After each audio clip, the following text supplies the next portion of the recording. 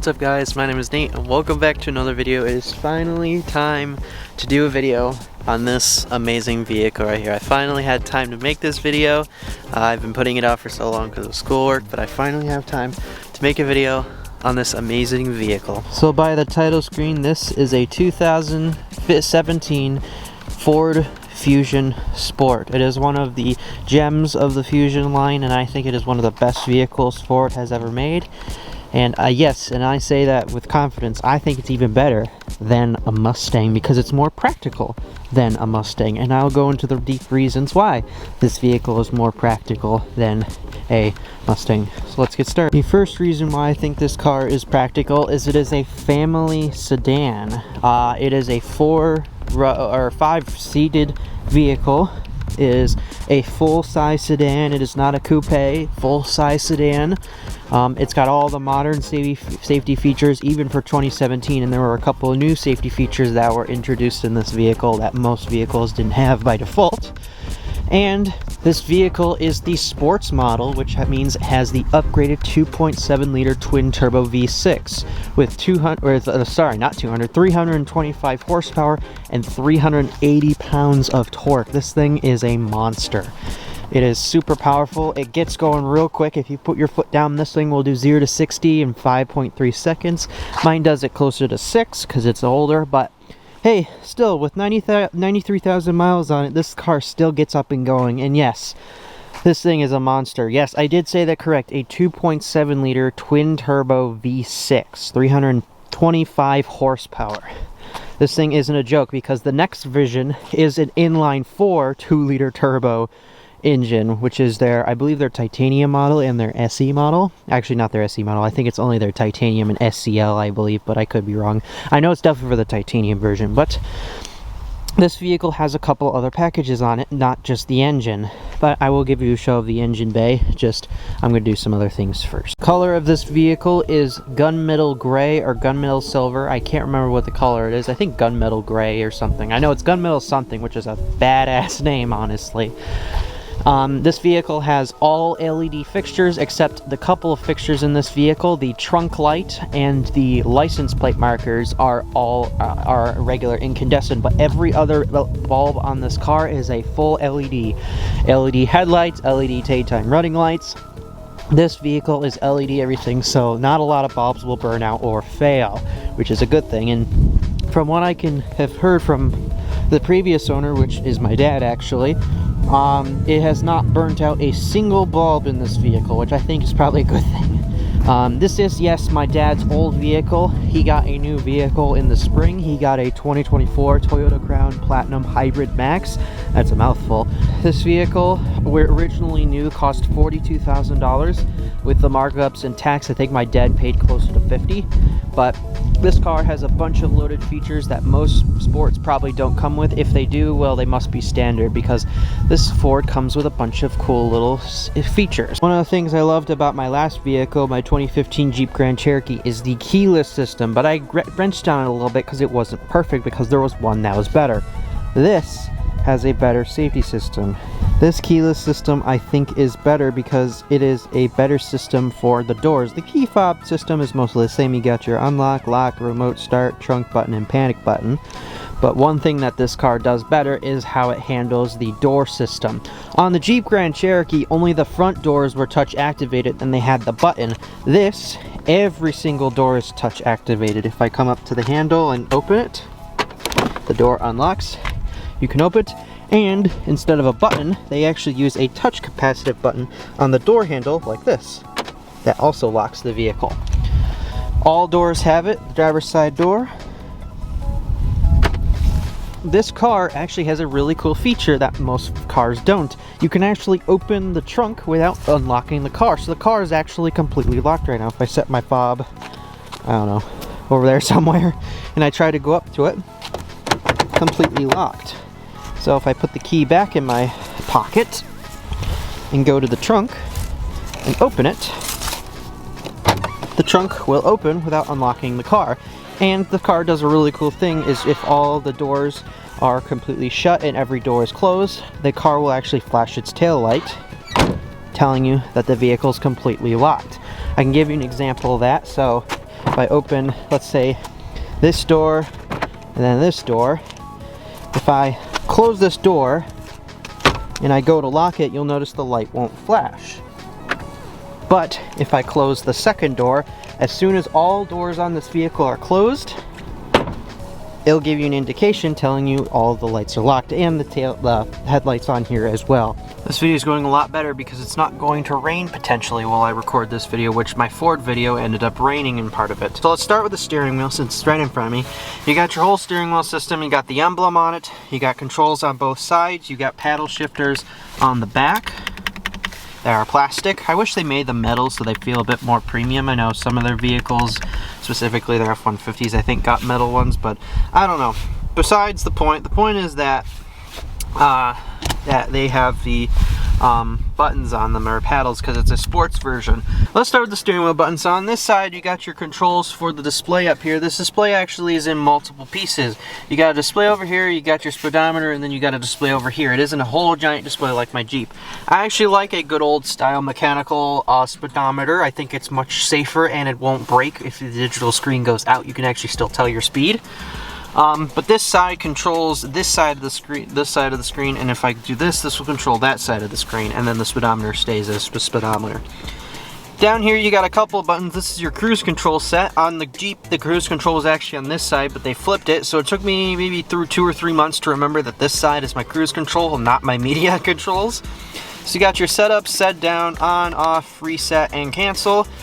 These buttons are actually different. They, on the 2017 in 18 and 19, I think the 18 and 19 came with this, is that every vehicle with the that year actually came with the adaptive cruise control. So instead of the reset and cancel being here, they would be the distance control for the farther away you wanted to be from the car. And up here and then on this side you would have reset with the plus button, and then set would be just set.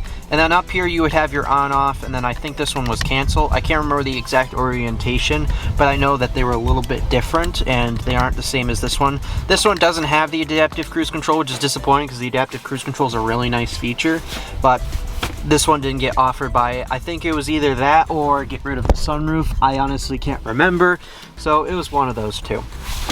On this side you got, sorry about the shadow, but here, let me see here if I can move it. I can't. In the shadow here, let me see if I can block the sun so you can see it better. There you go. Right there you got your phone hang up button, you got your voice control activation. If you just press it, it'll activate the Ford one. That's your mute button. Wait, that's a mute button? Oh my gosh, I didn't even know there was a mute button on the steering wheel. The more you learn. I've had this car for, what, 5 months?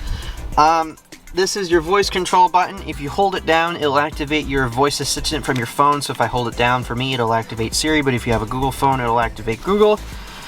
Over here you have your skip track button and the hang up phone. This is the answer phone button and the skip back button. And then you got your volume up and down, which I actually like right here. On the Jeep, it was actually on the back of the steering wheel, but on this side. On this side, you got your steering stock, or your turn signal stock, along with an extra button on the edge here. I'm trying to show this. Right here you got this mysterious button, which I will explain. This is your lane assist button, actually. So if you press it, it will turn your lane assist on or off, and this will be on here on your lines. It actually does show up on the screen over here if it's activated or not. You got your turn signal, pretty standard. High beams, which are active, as you can see. You can push it forward or back to activate it. It is not locked in place. Over here you got your windshield wiper stock, you got your adjustment for your speed, you got your up to activate it faster, you got to push it down. I leave it here for a reason and I'll explain. You got little motions here in the different positions. You can have your down, which I think is just your spritz. Actually, I think your spritz is pulling in. You got your down to just do one single wipe.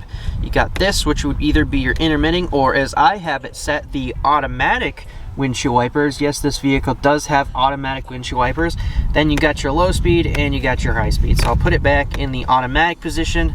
If you pull in, it'll spritz. If you push out, actually it doesn't even push out. If you push in, it'll spritz. Push out doesn't work. You got your speed, for non-automatic windshield wipers, this is your intermitting speed or how often it goes. In the automatic mode, it'll actually adjust the sensitivity of the rain sensor, which is up under this plastic behind this mirror, which I'll show when I get outside. Paddle shifters down here. You got your trunk release, if I can show it there. Right there you got a nice spot where your foot sits. You got your trunk release. Let's go to the door here. On the door you got a bunch of adjustments. You got your mirror adjustments here for this side, here for that side. The little wheel. You got your child lock windows. After almost an accident of someone losing their hand on a stop sign, or not a stop sign, what was it, a 35-mile-an-hour sign, they stuck their hand out of the window, almost lost it. I leave it activated because I'm not letting my friend do that ever again. Window buttons, they are fully automatic, so if you push it down, the window will go all the way up. If you pull it up, the window will go all the way up. It is on every single window button, which I really like. I hope more manufacturers do this in the future because that is just super nice. Only my Jeep had it on the front ones, not the back ones. Up here you got your lock button and unlock button, and then your memory set for each driver. So for me, I have key number 1 in my pocket, so I'll set driver position 1. I have a second key, I can set it for the second one. Over here you got a couple of buttons. You got this is your fog light button. You got this little wheel here which you can twist. You can put it in that, you can have it there, or you can put it in auto. This isn't a button. You got your display brightness, which is right here. You can push up to turn the instrument cluster display up or turn it down. That's your trunk release button to open the trunk from here. Let's move on here. You got your power button, or your power button. I mean, it is technically a power button for the car. You got your start stop, which will activate everything. If you just press it without putting your foot on the brake, it'll just activate the electronics. If you put your foot down and press the button, it will actually start the vehicle. Up here between these two vents, you got your hazard light switch, which most people actually don't know where it is, and they always think it's like up here or somewhere down here or something, but it's not. You got your screen, which I think is a very much better screen than the one in the Jeep, but obviously it still has some flaws, which I will talk about. Down here you got your sound, which I think opens the sound menu. I've actually never pressed this button before. Down here, if the camera will re-auto, you got your automatic climate control button, which is just a button you click, which automatically lets it do its thing and on its own. You got your defog max button. You got your regular defog button. You got your rear defroster button. Heated seat button, which I will actually explain further in a second. Seat buttons, big volume knob, little volume push buttons here. It's not as confusing as the Jeep one, where which one's the volume knob and which one's the fan knob. Fan buttons and a big old volume knob with a button right in the middle. Got your tune button if you want to manually tune it. This actually does have a CD player in it for 2017. Not even my 2015 Jeep had a CD player. You actually have the CD eject button, AC toggle, max AC button, the circulation button if you want to turn the whole aircon system on or off, and the passenger side heated seat button. And the temp controls, this is a dual climate control system, so you can have one temperature the same or the other temperature the same. I have the sync turned on, so both temperatures will adjust. If I adjust my side, it'll adjust to the entire car. Makes it very more universal because I don't drive with anybody that often. So let's talk about the heated seats button for a second. If you had the more premium package, which this one doesn't have, the button right next to it would be a cooled seat button, which would be right here, and its own set of LEDs on both sides. This vehicle doesn't have it. I know on some sport models you can actually get it along with the adaptive cruise control, but also trade out for having no sunroof. Over here you got your glove box, which has the manual, the cleaning cloth I threw in there, and a bottle of cleaning solution, Glasses cleaning solution in case you need it. On the other side of the door, you got the same lock and unlock buttons. You got the same handle over here. Let me see if I can zoom in. I'll do this as careful as possible. As you can see, inside those grills, you got some speakers. They're on every single door right there. Also at the bottom are a set of speakers down there. If you can even see them, there they are. You got your window switch, door handle, and on the other side you got the seat adjustments. I can't really see it unless I open the door here. Got your seat adjustment here. Let's see, you got your lumbar support, which only goes in or out. You can't adjust it up or down. My Jeep, I think, could adjust it up or down. You got your seat level position. You can move the seat forward. You can move the seat forward or backward. I have the seat completely moved forward, back, all the way back, so it's easier to get in and out of here. And on this side you got a door bin right here, which I hope the camera can focus on. There you go. And then a speaker right here. And on the same side, you also do have a speaker inside the door, which you can't see, but it is right here. Oh, down here you have a cigarette lighter and a USB port. This actually USB port is actually useful for a reason, not just for charging. I'll explain in a minute. Down here, if I can flip the screen so I know what I'm looking at, you got your parking brake. This is a automatic parking brake system. It isn't a manual one like in my Jeep where I could go in here and use my foot to move it or something. This one's automatic. You just pull up and the brake will release or push down or whatever direction it is. I always forget. And you got your dial adjustment, which I think is super, super cool. So you got your park, reverse, neutral, drive, and the special button. Conveniently labeled S. I'll explain this in a minute. So how this dial works is much easier, and I actually love this dial, and I really like that Ford has kept this dial for such a long time. I think even their modern vehicles still have the touch dial on there, so super in love with that. I really like it. I hope this never goes away because I really love this dial. It's completely made out of metal except the top, which is plastic, but the entire housing is all made out of metal, which I think is awesome. Cup holders, another charger. This is actually a lightning charger in case someone with a lightning iPhone or older iPhone comes in and they need to charge their phone. They can do that. This one's USB-C, so it matches my 15 Pro. And in the glove box here, we have the deeper pocket, which has a spare case of glasses. I don't think these are even mine. I think these are my dad's spare glasses. Oh, what else is down here? Oh, there's a mask and some hand sanitizer. And a cigarette port, which you can't see, but it's right here, so you have to believe me, and a USB port. Oops, I forgot to put it back. So do there, this actually has two buttons on it, so you can open the inner layer, or if you open the other one, you can open the upper layer, which has all my driver stuff. Boring, but also there's a pen in there. Up here, actually let's start over here. Up here on the visor, which you can barely see, there we go, is the HomeLink system. This is how you open and close your garage doors. If the camera will focus on it, I can't tell if it's focused or not. I hope it is. You press these buttons and it'll open your garage door. Wow, these two aren't programmed. That one opens my doors. Glasses holder. It's empty because I have a funny story. On my mom's old vehicle, she left a pair of sunglasses up there, and the day we went traveling, it was 100 degrees. And guess what? The glasses melted and it made a giant mess in there. So from there on, I don't put any pairs of nice sunglasses in there. So up here, if the camera will not focus on the sun, it'll actually focus on that. There you go. You got your lights button, which turns on all the lights in the car, as you can kind of see. This turns off the door open on light, or light turns on door open button. This opens and closes your sunroof. This one just cracks the sunroof. Lights on, I think just for the fronts, or does this turn on all the lights in the car? Does this turn, oh, it turns on all the lights in the car. I'm sorry. So this one just turns on my side, and this one turns on the other side. This one turns on all the lights in the car. Again, I don't know these buttons because I don't use them that often. On the sunshades, you got some mirrors that you open up, and there's little lights in them, as you can see. There you go. Grab handles up there, which you can't see. There you go. Microphones all around the car for the phone thing. And your mirror. How exciting. Hi, how are you? Yeah, and then we gotta go to the back seats, so I'll see you in a minute. Before I go in the back, and before I forget this, I'm gonna show this now. This is the gas cap. You manually open it, you don't have to press a button to open it, and it's one of the easy fuel ones without a cap in it, which I think is very nice. I actually have to put the seat back before I can get in, because the seat's so far forward. Here are the seats. They're pretty comfortable back here, actually. In the center, we have a little thing here. Actually has some cup holders. There's no pass-through in this vehicle. I think the only vehicles that do that now are Volkswagens.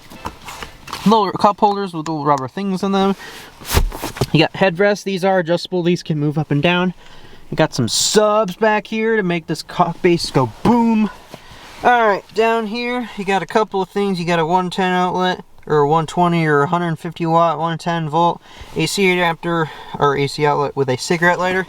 Got some vents for the AC pockets, which I have some grocery bags in. This side, which holds a tissue holder, and that's the front of the car. There's the mirror. Alright, onto the trunk. You got a trunk button, which is down here. As you can see, there's the trunk button, if you can see it. Right there you got a camera, and there's your little lights for the license plate. As again, you can see that they're incandescent bulbs, not LEDs. You got the Ford logo. It says Fusion, and on this side it says Sport. EcoBoost all-wheel drive. Ooh, I didn't even talk about that. This is a very special vehicle. Yes, even though it's the sport model, it has the all-wheel drive, which comes standard, which I think is really cool. In the trunk is a trunk. Who would have thought? It's a little bit messy back here, but who cares? Inside I got a snow shovel, I got some, I think this is a windshield deicer or windshield washer fluid, snow brush, shovel, camera focus, an air pump because one of the tires has a cracked rim in it and it loses air very, very slowly if it gets cold.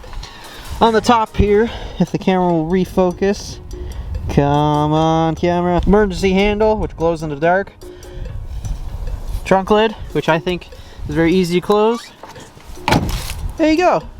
Now let's move on to the engine bay. How you move on to the engine bays, you come in here and pull this handle nice and hard. Like that, there you go. And how you actually open it is there is a yellow tab. This took me a very long time to find. Let's see if I can find it here. You come in, there's a little yellow tab right under here somewhere.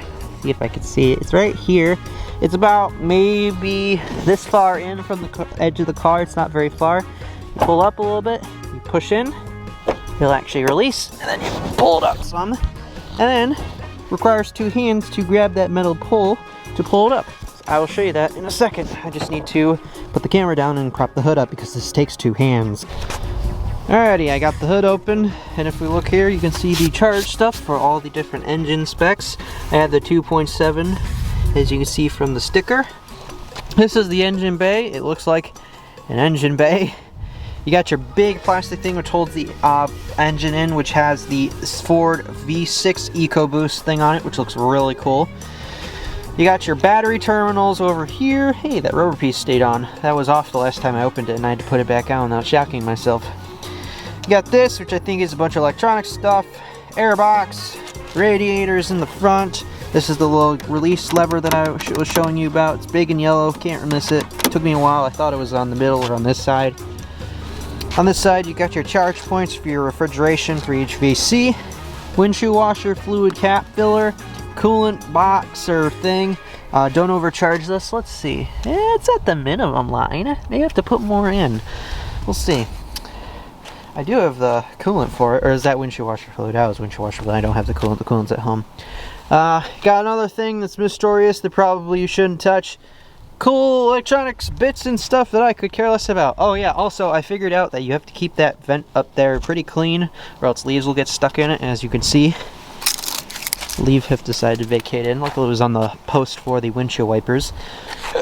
Alright, now I'll talk about the windshield wipers and show you how to open them up, but it requires me two hands to put the hood back down, so I'll show you that in a second. Alrighty, how the windshield wipers will work is I'll show you this side so I don't accidentally show you my registration sticker. It comes up like this, the other side comes up the other way because these are the windshield wipers that do this, and then on that side it does that. It's the crossing windshield wipers, which I think are very cool, and I think it gets the windshield more clean and takes up and cleans more surface area for the driver and the passenger. Only leaves small triangles in the corners. Right here at the top, if you look right there, if the glass will show you any justice, which I don't think it's going to, well, let's see how zooming goes. We might be able to make it work here. That's the visual aid sense for the lane assist. Up, it went out of focus again. The lane assist, which is that's the visual aid sense for the lane assist. Up, it went out of focus again. The lane assist, which as you can see is right there. Up at the top a little bit, if I can see it. I don't know if I can or not, because the glasses won't do me any justice. Up there somewhere is a circle. Ah, there's the circle. That's my rain sensor for my windshield wipers. So if water gets on it, the windshield wipers will automatically go. Zoom the camera back out here. So yeah, oh, I guess I can show you the sunroof. Let's do that. Oh, and before I forget, if you can see it on the door here, the driver's side door, there's actually a keypad on it. Most Fords actually had this. Most F-150s did. So there's the keypad. It lights up red to make it easier seeing it at night. It also has a little light at the top telling you if you're pressing the buttons. As you can see right there, boop, boop, boop. It works, cool. I just probably screwed up the code, but that's fine. Let's get in and start it. Alright, now that we're in the vehicle, I'm going to go ahead and put the accessories on. I'm going to press this button here. Actually, I'm going to buckle myself so the car doesn't start beeping at me. I'm going to turn the car on here. My seat's going to scooch forward because I have the auto seat movement on. It's going to tell me that a bunch of stuff is activated, like the power accessories. I'm just going to ignore that. As you can see on this side of the instrument cluster, you're going to find a couple of things here. See if I can zoom in. First and foremost, it's going to tell me that the engine's not running and I'm using the auxiliary battery. Make sure this volume does not come on for any sort of reason. On this side, you got a bunch of stuff here. I actually have it set to the fuel economy page, but normally you can put it to the drive mode and have it show a bunch of different stuff. Let me put it to what it used to be set at. Well, this is what it used to be. So you got your RPM gauge right here. You got your car visualization system up here. You got your fuel amount and you got your car temperature. You also got the engine indication. This car has 92,312.8 miles. This car is not very old, but is also not very young either. It's kind of in the middle. I would say this car could easily get to 200,000 before you really start having problems. But you got a bunch of menus over here. You got your display modes, which I kind of ran through. You got this. You got the tire pressure, which these tires are all over the place. Ah, I turned my headlights on. I turned my high beams on by accident. The 32, I think it's the tire that's the weak one that likes to lose air if it gets cold. If I go down one more, you got your speed. Got the intelligent all-wheel drive map, which looks very cool to show. I might drive around and get some footage of that, but what it does, it shows you where the power is going to. And if you're just driving straight, it only uses rear-wheel drive if you're driving on like the highway, but if you're accelerating, the front-wheel drive kicks in. It's actually a very cool visualization. Scroll down one more, you got your distance till empty. And I think we're back here, but without the temperature gauge up there. Yeah, basically. So if we move down to the trip menu, it shows you the different trips. You got 2 of them, I believe. If we cycle between them. Let me see here. There you go. Both of them have been reset basically at the same time because I wanted them to be very close so I can get the most accurate fuel mileage. That is not the actual fuel mileage, that's just the fuel mileage after 2,300 miles. I reset it when I got the car so I can get an accurate reading of what my driving capability is. Right now, I think it was showing that I was driving, let's see, 24.8 miles per gallon, which is pretty good. I've gotten that up to 25, but since I've been driving around town recently, that number's gone down because mostly I do highway driving with this car. So let's go back down. You got your driver assist, whole bunch of menus here. You can turn traction control on or off. There is no traction control button. This is the only way you turn it on or off. You turn the blind spot detection on or off, cross traffic alert, which is a very good thing. I actually haven't been able to activate the cross traffic. Actually, no, I have activated the cross traffic alert on accident. I was pulling out and a car drove in front of me, but I didn't get very close, but it did beep at me very loudly. So cross traffic alert does work. That visualization system works. Blind spot detection works as well. Got the different driver alerts, you got different displays. I think I turned the driver alert system off because that's after a long time. It reminds me to take a break from driving. The lane keep assist functionality, there's 2 different pages. You got the different modes, you got the alert, aid only, or both. I have the aid, which steers me back into the middle of the road. I don't have the beeping because I found that very annoying. The intensity, when I got this car, it was in high. I think high is way too intense for this vehicle and should never be ever used. I would say stick to normal, or if you don't really like the lane assist, set it to low so it's just on and there in case you do accidentally start drifting out of your lane and you're not paying attention. But I leave it in normal because normal seems like a very good middle for this car. That's why it's probably called normal. Go back, if you scroll down, we got the rear park aid, which is the beep beep beep beep beep beep when it's backing up. And we're back to the top of the menu. Next, settings. There's a whole bunch of settings with this vehicle. We got a vehicle setting, got engine off on, easy entry, whole bunch of lighting menus. The auto high beams, which are very cool, and I'll show some video of that up on the screen now. How it works is it shows the car showing visualization, and if there's no tail lights in front of it or no headlights coming towards it, it will cycle the car's headlights, high beams on or off. It's actually a very cool system, and the footage that I'm showing you probably gives a very good demonstration of what is happening. Auto amp, I can't speak. The auto lamp delay, you can either turn that on or off, so when you get out of the car, it'll show you the amount of time of the headlights being left on. On my Jeep, it could go up in more variations. This only does 10, 20, and 120 seconds. I think 20 seconds is pretty good. My Jeep's headlights I had set for 30. So I think that's good. Daytime running lights, which are those LED, cool looking LEDs, which I'll show you. We got locks, the different locking modes. You can do the auto unlock or mislock. The mislock I think is if you unlock it but don't get in, and it'll relock after, I think for this vehicle was 2 minutes. Remote unlock, if you do the remote from the button, it'll unlock all the doors, or you can set it to just the driver's door. I have it set to all doors because, again, I drive by myself pretty often, and I don't usually use the button unless I'm getting in with the handle, and with the handle it turns all the locks unlocked anyway. The switch in hit, I have no idea what it does, but I've enabled it because I can't figure out what it does, and I'm trying to figure that out. Neutral tow, if you turn this on, it will put the car into neutral, so if you're hooking this up to a trailer in front of you or something, it will show that, and it will stay in neutral while you're towing it. Very safe. If you scroll down a little bit more, you got your oil reset, you got your remote start functionality. It'll ask what you want to start up on the remote start. On the climate control, I have it set to auto.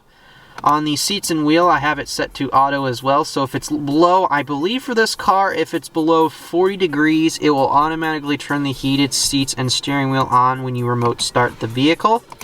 Duration, you can set the time. You can set it to 5, 10, or 15 minutes. I have it set to 15. If you, on this vehicle, if you remote a second time while it's already running, it extends to a maximum of 30 minutes. This isn't in the screen, this is actually just in the manual. And then you got your system. Whoop, I went to the right menu in accident. And this will, I think, turns on, I don't know what the system does. I have it on. It's probably meant for something. Windows! So you can actually remote open and close this window. Back in my very early video of this channel, I think it was like the second or third video, I did a video on this car with the remote windows. That was when I was in, I think that was 2 or 3 years ago at this point. You do actually have to go into a menu to open and close this. I actually had no idea this was the case. I'm trying to refocus the camera here on the screen. This is actually where you choose to open and close with the key. You basically just go ahead and hold it either direction. I think it's hold the unlocked, click the unlock button once and then close it. I'm speaking too fast without thinking straight. You hold the unlock button and then you click the unlock button once and then click it again and hold it, and that will allow the windows to all roll down plus the sunroof. And the same thing but with the lock button instead. You click it and then you click and hold it, and it will also close all the windows. You go to wipers. I think it basically, yeah, the courtesy wipe thing is when you click it within, like you go, whoop, it'll automatically wipe. And then you got the rain sensing, which I have enabled. The rain sensor in this car is actually pretty decent. The only thing it does not like is very light mist rain and super really big raindrops rain. It likes the rain that's in the middle. If it's in the middle rain, and I have it set to where I usually have the sensitivity set on the stock, it does a very good job. But if it's a light mist, I have to turn the sensitivity up. And if it's the really heavy raindrops, I have to turn the sensitivity down. But overall, it's actually pretty good. If I go down, oh, that's it for the vehicle. And let's go to the My Key. The My Key thing, I don't worry about that much because you just have the 2 admin keys, which are the 2 fobs. You can actually have a My Key, I think, for certain drivers. If we go back, you can create a My Key, and then you got the display setup, which you can allow mostly what type of distance, if you want it kilometers or miles, and what type of temperature in Fahrenheit or Celsius, gauge display. I think you can change what you want on there, so you get the fuel and tack. I have it on both. Tire pressure and PSI, PKA or bar, language, and I think that's basically it. So yeah, I think I've gone through, yeah, most of everything on this screen. So, the speedometer. It's a speedometer. Moving on. This side is not as exciting. There is not that very much stuff. There's actually only 4 menus in this car. You got your entertainment, or sorry, 3 menus. Jeez, I was completely wrong. You got your 3 menus. You got entertainment, you got navigation, and you got phone. Wow, so exciting. Can this camera stop going out of focus, please? So, you got entertainment. You got the radio. You got navigation. You got where you're going. You got phone. I think phone has a couple more options. You got all calls, incoming calls, outgoing calls, or missed calls. And that just sells stuff. I have been recently leaving it in the entertainment mode because if I actually go and start playing music real quick, let me go into here, go to sources, go to my phone, and start playing music. It's going to start playing some random music that's currently playing. I'm going to pause it. As you can see, it shows up on the screen here that whatever music is playing, and then usually I leave the display in the navigation mode, and this is where it was going. At the bottom, you got the temperature of the outside temperature, which is currently 60 degrees. It's actually very nice outside. The direction the car is facing, which is northwest, and a little clock at the bottom. And it shows what device at the top is connected, which it looks like it's connected to my phone. This is where I've been leaving it recently. I actually like it. And then over here, I usually leave this menu in the fuel economy gauge, which I go here and it shows the fuel economy on the screen. And it has the adaptive cruise control, which I'll talk about the little adaptive cruise control, which is the little car with the little lines. I'm going to psych it off real quick, which is actually by hitting this button on the steering stalk. If I click that button right here and click it, it'll actually turn it off and make it disappear. That means the lane assist is off. If I press it, it'll come back on. How this lane assist works is it uses that visualization. If you saw up there the little camera with the little glass in it, it senses each side of the lines here. It only works if you're going above, I think it's 40 miles, 35 or 30 or 35 miles an hour when it will start activating. Then basically these lines will turn green if you're center, and if one of the lines turn yellow, that means you're starting to drift off into your lane, and if you drift far enough off, it won't turn red, but the car will try to steer you back in if you're in the aid mode, and the little car will stay there. If you have the adaptive cruise control with the lane assist, with the car sensing, little bars will come up on the screen here showing you how far away you want your car to see and how far you want the car to drive forward until you get in front of a car and the car will start to slow down and match its speed. That's what the little bars are for. My car does not have the adaptive, so it does not have little bars here. I'm pretty sure if I got the right steering wheel, I think this is a software thing. I'm pretty sure if I could probably go in and probably go to Ford and say, hey, if I replace the steering wheel, can I get the adaptive cruise control engaged with the right buttons on the wheel? Or even if the gauge isn't correct, I bet they can reprogram the buttons on the wheel to be the ones that you can adjust the distance for. That's probably all software driven. I don't think it's hardware driven at all. But yeah, basically that would be that. Anyways, I guess it's time to talk about the automatic seat. So, if you can see right here, which you really can't, but if you can hear, you might notice that my seat moves back and forth every time I turn the car on and off. So the car is on right now. If I turn the car off, the seat will move back a little bit. And there you go. That's the easy entry doing its thing. It's something that you actually control inside the computer. I'm going to actually turn the seats, push the seat back forwards. The accessories are running. As you can see, there you go.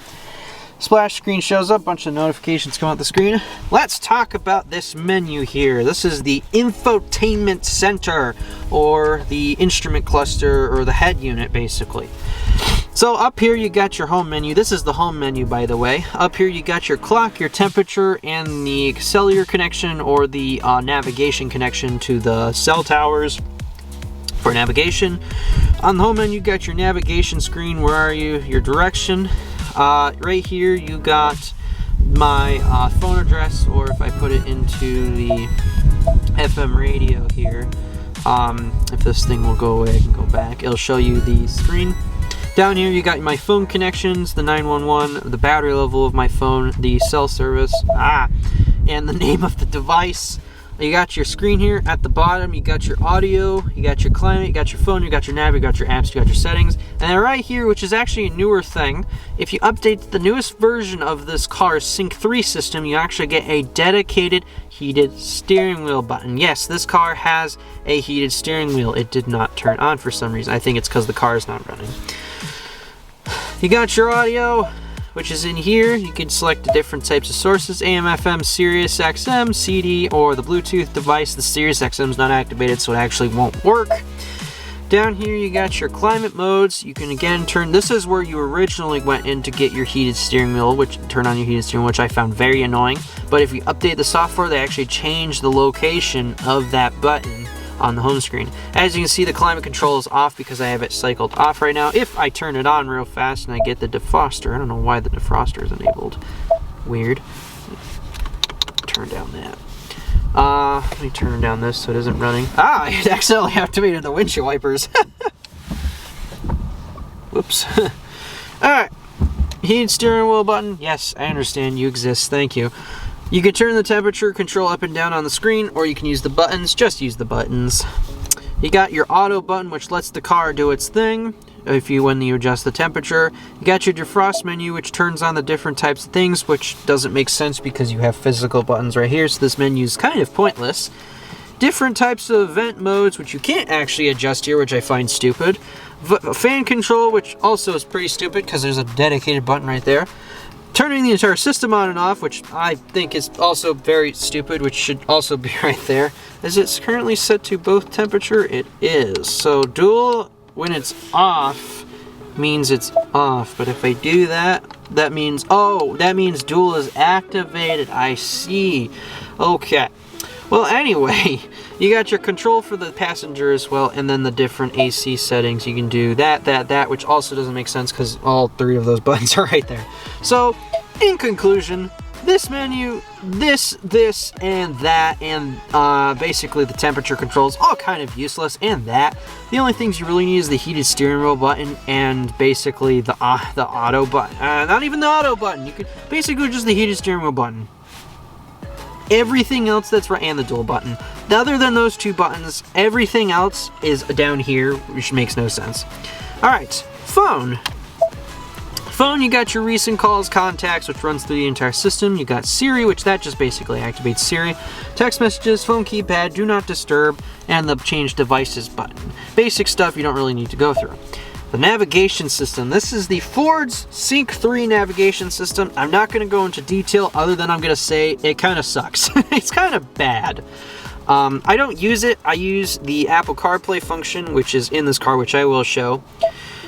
Then you go to your apps, which show all of the apps that I have here, other than the Sirius XM and then the Find Mobile Apps button. This system doesn't really work anymore. It's kind of been discontinued and doesn't really do anything.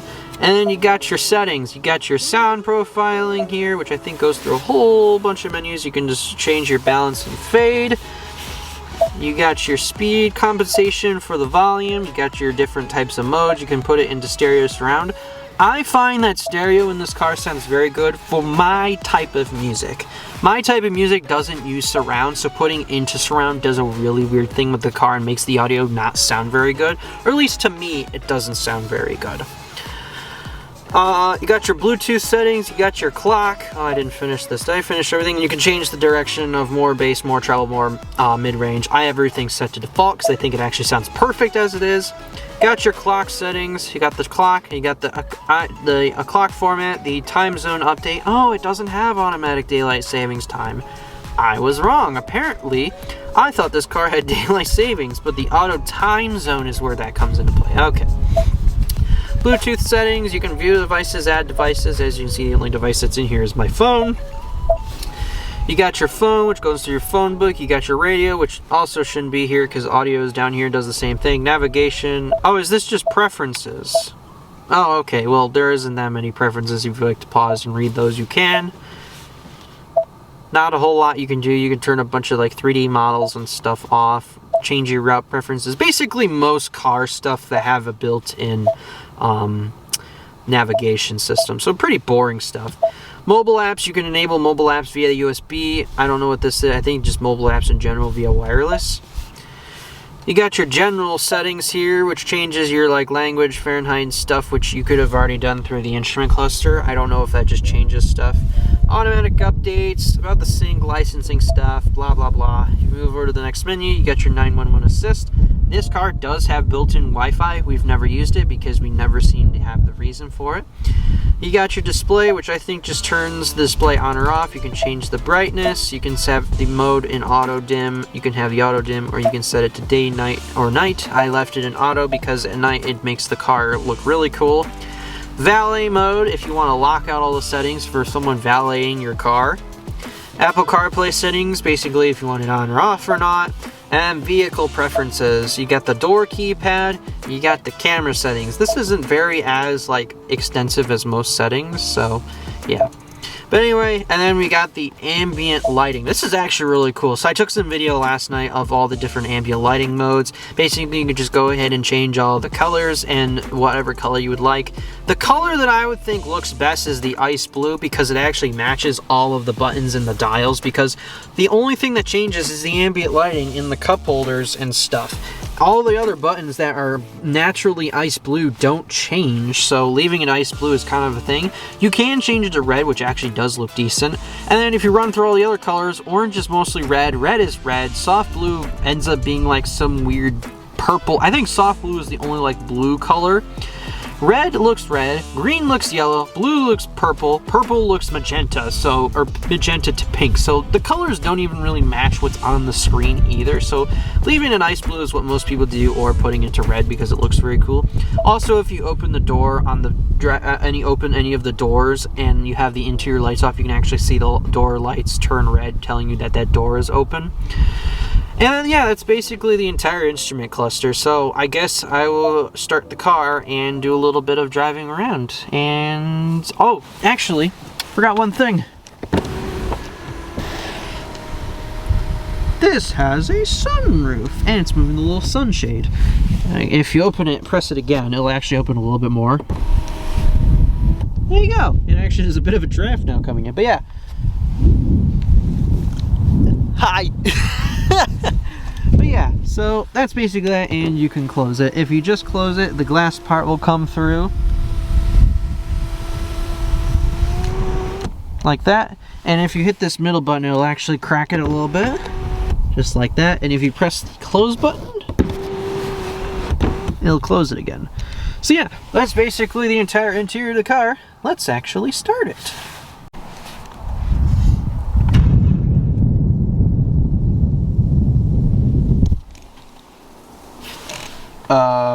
What happened? Are you actually shitting me? Hi, Editor Me here. So, I'm actually gonna end the video here. I know what just happened is exciting, and in the next video, I'm gonna explain, but this is a 47-minute video. I'm not uploading anything longer. I hate uploading longer videos like this, but I just had so much information in this car to tell that the Jeep didn't have, and I just think I wanted to go into full depth of this video. So the next video will be the end, me driving it. Yeah, so thanks for watching this video. Like, subscribe, share this video with your friends, family. Stay tuned for part 2, and peace. High five.